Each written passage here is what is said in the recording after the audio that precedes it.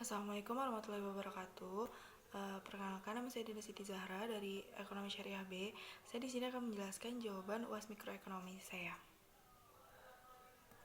Jadi untuk nomor 1, yang ditanya itu tentukan harga keseimbangan, jumlah dan tingkat keuntungan. Diketahuinya itu TC sama dengan 100 tambah 2Q pangkat 2 dan PD sama dengan 90 minus 2Q. Yang pertama, TR sama dengan P dikali Q. 90 dikurang 2Q dikali Q. Jadi TR-nya sama dengan 90Q minus 2Q pangkat 2. Lalu ada MR. MR-nya 90 dikurang 4Q. TC-nya 100 ditambah 2Q pangkat 2. Lalu ada MC. MC-nya 4Q. Yang pertama dicari harga keseimbangan. Rumusnya MR sama dengan MC. 90 dikurang 4Q sama dengan 4Q. 90 sama dengan 4Q ditambah 4Q. Lalu pindah ruas 8Q sama dengan 90. Q sama dengan 90 dibagi 8. Hasilnya 11,25. Lalu dicari jumlahnya. P sama dengan 90 ditambah 2Q. Lalu 90 dikurang 2 dikali 11,25. Lalu jadi 90 minus 90 dikurang 22,5. Hasilnya 67,5. Lalu dicari tingkat keuntungannya. Dengan rumus P sama dengan TR dikurang TC. 90 dikurang 2Q pangkat 2 dikurang 100 ditambah 2Q pangkat 2. Lalu jadi 90Q dikurang 2Q pangkat 2 dikurang 100 dan dikurang 2Q pangkat 2. Lalu jadi 90Q dikurang 4Q pangkat 2 dikurang 100. Lalu tinggal dimasukin 90 dikali 11,25 dikurang 4 kali 11,25 pangkat 2 dikurang 100. Hasilnya 406,25. Untuk yang B, ditanya itu harga keseimbangan, kuantitas, dan tingkat keuntungan. Jadi yang pertama, itu P sama dengan MC. 90 dikurang 2Q sama dengan 4Q. 90 sama dengan 4Q tambah 2Q. 90 sama dengan 6Q. Q-nya sama dengan 90 dibagi 6. Hasilnya 15. Lalu P sama dengan 90 dikurang 2Q sama dengan 90 dikurang 2 dikali 15 sama dengan 90 dikurang 30.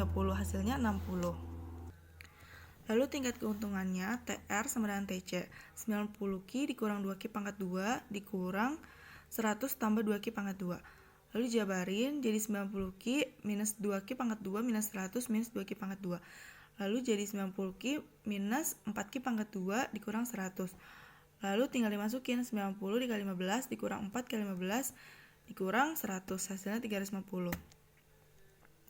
Lalu yang C, DWL untuk yang monopolis itu di I.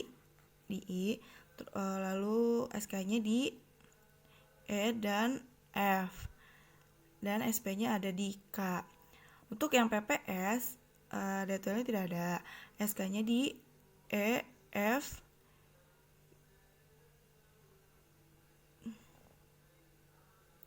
G, H, I. Lalu untuk SP-nya GHK. Nah, ini untuk yang D, ini grafiknya. Lalu di sini ada P sama dengan 90 dikurang 2Q. P-nya sama dengan 0, Q-nya sama dengan 45. Lalu Q-nya sama dengan 0, P-nya sama dengan 90. Yang MC 4Q, MC sama dengan 0, Q sama dengan 0, Q-nya sama dengan 0 dan MC-nya sama dengan 0. Lalu yang terakhir ada MR 90 dikurang 4Q. MR-nya sama dengan 0, Q-nya sama dengan 22,5, Q sama dengan 0 dan MR-nya sama dengan 90. Itu untuk nomor 1. Lalu untuk nomor 2, itu yang A itu ada 2, eksternalitas negatif produksi dan eksternalitas negatif konsumsi. Yang produksi menyebabkan polusi air dari limbah industri, limbah domestik, kotoran ternak, industri kecil, dan semua limbah itu dibuang di sungai Citarum yang menyebabkan sungai menjadi keruh dan kotor. Hal ini juga bisa merusak air serta ekosistem yang ada di dalamnya. Lalu yang kedua ada polusi tanah, juga disebabkan oleh sampah yang dibuang sembarangan oleh limbah-limbah produksi yang sembarangan dibuangnya. Ini dapat merusak ekosistem daratan. Lalu luas daerah yang menyempit karena tumpukan sampah yang menggunung. Lalu yang ketiga Hal ini bisa menyebabkan polusi udara yang berkepanjangan. Sampah dari limbah yang dibuang ke sungai itu bisa menimbulkan bau yang tajam dan berbahaya karena mengandung zat berbahaya. Hal ini bisa menimbulkan penyakit pernapasan dan juga penyakit kulit bagi orang-orang sekitar yang berada sangat dekat dengan sungai. Lalu yang kedua ada eksternalitas negatif konsumsi. Sungai Citarum tercemar akibat limbah-limbah yang berada di sekitar sungai tentu berdampak kepada penduduk sekitar. Limbah-limbah dan sampah dan kotoran yang dibuang ke sungai dapat menyebabkan orang sekitar kekurangan air bersih. Lalu bau yang dikeluarkan oleh limbah dan sampah tersebut juga pasti sangat bau. Tidak hanya itu,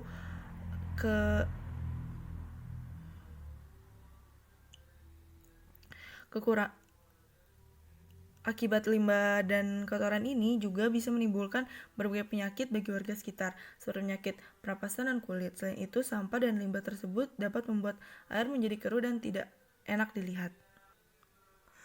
Lalu yang B, penyebab eksternalitas muncul itu karena kegiatan orang-orang yang tidak menaati prinsip yang ada. Yang pertama, ada keberadaan barang publik ini berkaitan dengan udara, pemandangan yang terlihat, air bersih, dan juga hidup yang nyaman. Orang-orang yang mengoperasikan industri-industri di sepanjang sungai tentu menghilangkan prinsip kenyamanan orang di sekitar sungai tersebut.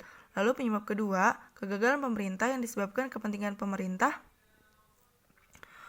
atau kelompok tertentu. Di sini para industri memanfaatkan pemerintah untuk mencari keuntungan untuk kelompoknya sendiri tanpa memedulikan warga sekitar. Lalu untuk yang C, cara untuk menangani eksternalitas ini adalah yang pertama, menetapkan aturan atau peraturan untuk industri-industri yang berada di sekitar sungai Citarum agar tidak membuang sampah limbah ke sungai. Lalu warga sekitar juga bisa membantu dengan tidak membuang sampah sembarangan ke sungai. Lalu yang kedua, penegakan hak properti industri secara lebih ketat dan juga membatasi kegiatan-kegiatan dari industri tersebut agar tidak membuang limbah sembarangan yang dapat menyebabkan pencemaran lingkungan. Itu untuk nomor 2. Untuk nomor 3 yang A, di sini ada 2, yang kelompok A dan kelompok B. Yang pertama, jika kelompok A dan kelompok B sama-sama bekerja, maka nilainya 4,4. Lalu jika yang B bekerja dan A tidak bekerja, maka nilainya 4,0. Lalu jika yang B tidak bekerja dan A bekerja, maka nilainya 0,4. Lalu jika B dan A sama-sama tidak bekerja, maka hasilnya 0,0. Lalu yang B, jadi karena A bekerja dan B bekerja, maka titik equilibriumnya adalah 4,4. Jika A bekerja dan B tidak bekerja, maka titik equilibriumnya adalah 0,4. Jika A tidak bekerja dan B bekerja, maka titik equilibriumnya adalah 4,0. Dan jika A tidak bekerja dan B tidak bekerja, maka titik equilibriumnya adalah 0,0. Lalu yang C, jawaban C iya, karena setiap pemain memiliki kemampuan yang bagus dan strategi bekerja yang sama-sama bagus. Sekian penjelasan yang dapat saya sampaikan mengenai jawaban UAS mikroekonomi saya. Kurang lebihnya mohon maaf. Wassalamualaikum warahmatullahi wabarakatuh.